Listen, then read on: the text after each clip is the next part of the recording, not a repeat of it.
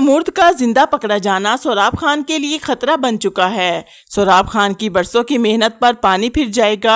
क्या रबिया सोराब खान की हकीकत जान चुकी है और वो सब कुछ सरबुलंद को बता देगी? क्या जमूर्द सब कुछ उगल देगा कि उसने ये सब कुछ शीरी के कहने पर किया? तो जैसा कि ड्रामा सीरियल जंजीरें में सरबुलंद पर हमला तो नाकाम हो गया, मगर हमला आवर जमूर्द अब जिंदा गिरफ्त में है। अगर इसने सिर्फ एक भी नाम ले लिया तो सोराब खान की बरसों की मेहनत एक लम्हे में ख़त्म हो सकती है। रबिया को भी सोराब खान की बेचैनी पर शक होने लगा है। सोराब खान की नींदें भी उड़ चुकी हैं।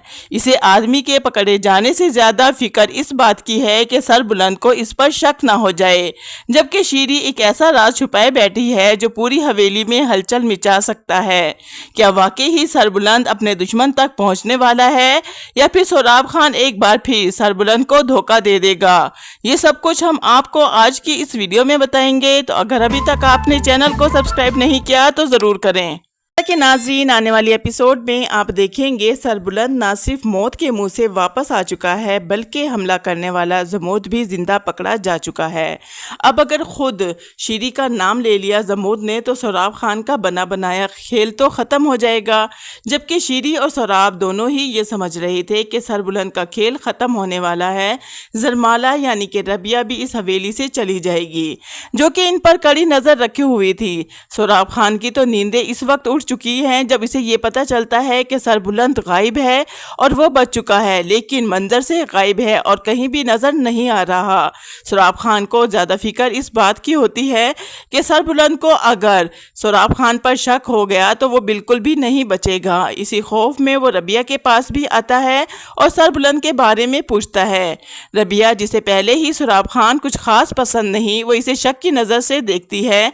जब सोराब खान रबिया के पास आता है तो इससे पूछता है, क्या तुम्हें सरबुलंद के बारे में कुछ पता है कि वो कहाँ है? रबिया सोराब खान से कहती है, मुझे सरबुलंद के बारे में कुछ भी मालूम नहीं, क्योंकि मैं नहीं जानती वो कहाँ है। अब रबिया सीधा सरबुलंद के पास जाती है और उससे कहती है कि सुबह सोराब लाला आए थे और कई बार तुम्हारे बारे में पूछ चुके हैं, तुम्हारे बारे में बहुत ज़्यादा परेशान दिखाई दे रहे थे।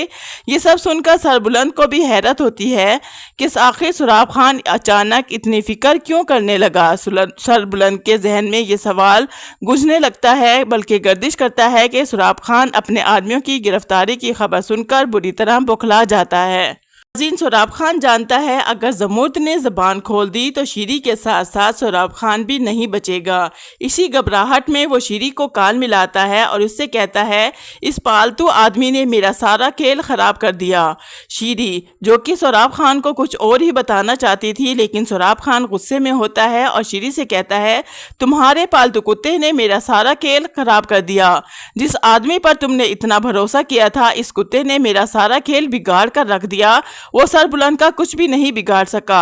सोराब खान की ये बातें सुनकर शीरी परेशान हो जाती है और सोराब खान भी गुस्से में फ़ोन काट देता है। सोराब खान को इस चीज़ की फिक्र ही नहीं होती कि शीरी ने आगे से कोई जवाब क्यों नहीं दिया, लेकिन यहाँ पर शीरी का सर घूमने लगता है, इसे चक्कर आने लगते हैं, वो बेचैन हो जाती है।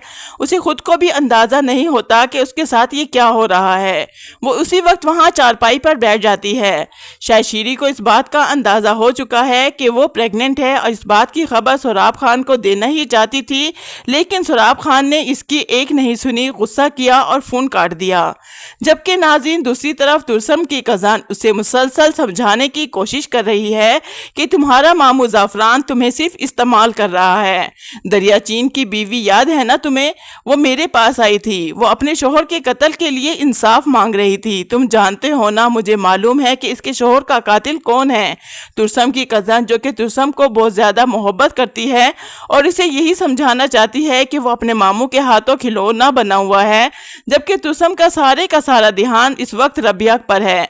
वो उसे ढूंढ रहा है, उसे कहीं ना कहीं से सिर्फ रबिया चाहिए। तुरसम खान को रबिया कहीं भी नहीं मिलती। वो इसके पुराने घर भी पहुंच जाता है, ढूंढने की बहुत कोशिश करता है, लेकिन ना रबिया मिलती है ना ही इसके रिश्तेदार।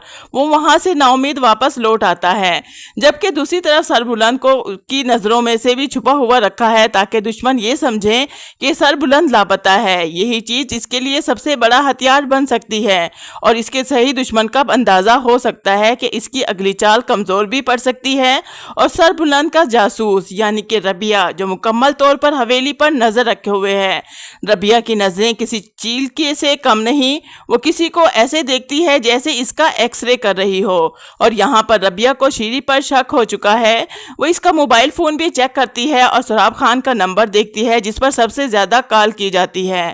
اب اسے ایسا ہی لگتا ہے کہ ربیہ کا شیری کا سراب خان کے ساتھ کوئی نہ کوئی تعلق ہے اور اس بارے میں وہ سربلند سے بھی ذکر کرے گی۔